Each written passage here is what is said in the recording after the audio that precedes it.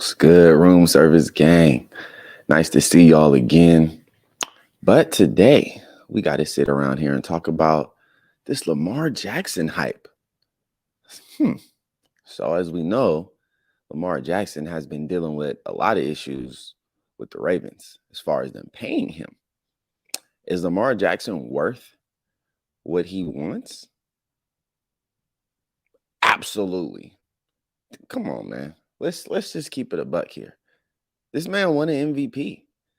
The Ravens, y'all ain't nothing without Lamar Jackson. I just really don't understand this situation that's going on with these two right now. Why there's a problem. How can Daniel Jones get massive money? Meanwhile, Lamar Jackson's looking around like, my franchise tag? What? Very lost here. But now there's rumors that Lamar Jackson could go to the 49ers. So let's just talk about this. Just talk about this for a second. So for this to happen, we would might as well have to say goodbye to Nick Bosa. And Nick Bosa, Trey Lance, it would be over with. Would this be worth it for the 49ers? The Ravens are asking for 2 first-round picks, and Niners don't have that until after the draft. After the draft, they will have those picks. Now, those first-round picks most likely won't be anything but a late first-round pick. And me personally, I feel like Nick Bosa is worth more than that. I mean, there's nobody in the first round in the next couple of years that I would say is going to be a decoy better than Nick Bosa. The impact that he has on the game, on our team, on the season, on every other team that we go against. I don't know. To me, it seems like Trey Lance and Nick Bosa would be enough to pull this off. But would the locker room want this? George Kittle, I don't know if he would be so happy about his boy Nick Bosa being gone. Him in his press conferences, he's the greatest. It's awesome. Another one that follows the Niners, Steph, 49K. She does a great impersonation of Nick Bosa. So if y'all can, check her out because she does a great one.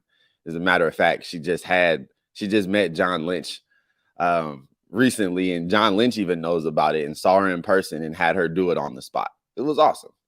She's good at that. So check her out, Steph 49K. She has great content. But back to this Lamar Jackson situation. What would I want? Would I love to see Lamar Jackson on the Niners? Yes. Absolutely. I'd have a jersey in here by yesterday. Let's just think about this for a second. Everybody that has anything to say about his throwing and all this kind of stuff, that's a bunch of BS. You could find plenty of tape of Lamar Jackson throwing dots, throwing dimes. And in our offense, people are usually wide open. It's rare that we have to fit something in a tight window. Brock Purdy wasn't asked to do that. He was asked to hit the guys accurately that are wide open. Well, Lamar Jackson just on the field poses all kinds of problems. I honestly feel like his numbers would skyrocket. I feel like he'd be another MVP candidate again because on the Ravens, you don't have as much to worry about as you do on the Niners. Kyle Shanahan he would just have a field day. I wouldn't think it would be some RG3 situation or none of that because now I get it. Lamar has to stay healthy just like anybody. But this man's skill set is unreal. And he's definitely a top 10 quarterback. I would say even higher than that. You could argue for 5, 7, top 7, 8 quarterback. You could argue that. And we don't have that. And we haven't had that in how long? I'll wait.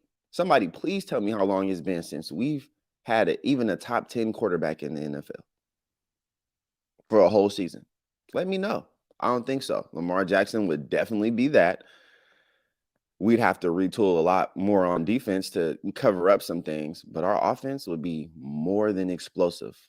We already know he's an exceptional runner. There's no question about this. He's an exceptional runner.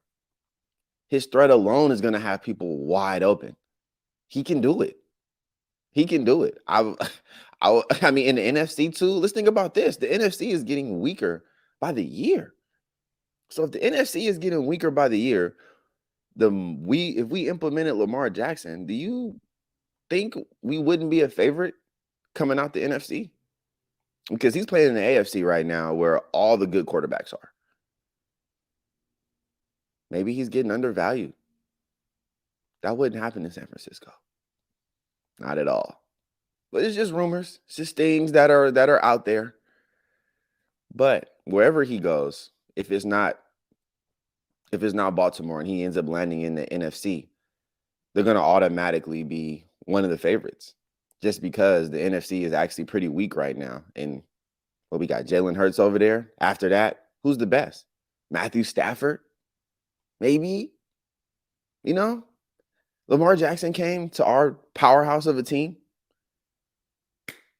It's a wrap. We'd be the favorite, 100%. That's just truly how I feel.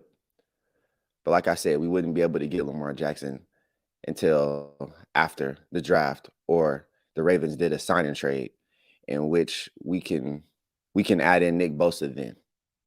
For the sign and trade, we can't really add a player like that. But if he didn't have a sign and trade, but with one, you could add Nick Bosa into it. And then, of course, there's going to be an uproar, but there's also going to be a bunch of people celebrating, because our quarterback position will finally be taken care of. But at the expense of a decoy? Decisions. Hey, and I'm just here to find out what happens and to let y'all know as well. So we're going to see what happens, man. I'm going to holla at y'all, as y'all know, on the next one.